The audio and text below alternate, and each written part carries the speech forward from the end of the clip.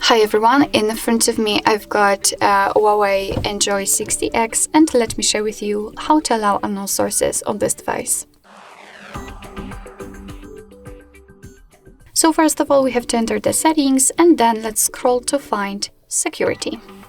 Here, let's scroll down to the very bottom to find more settings and tap on install apps from external sources. And as you can see right here, we've got the list of apps which are allowed or not allowed to install some content.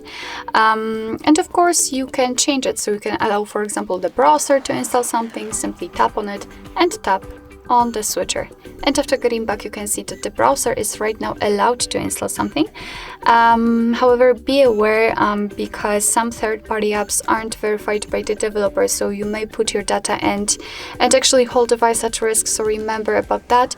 You're doing it on your own responsibility and choose the apps wisely. Of course, it will work the same with all other apps, so tap on it, tap on the switcher, and it is allowed. And the same situation if you want to turn it off, because you can always remove previously granted permissions. Simply tap on it and tap on the switcher again. And after getting back, you can see that right now the browser is not allowed to install anything.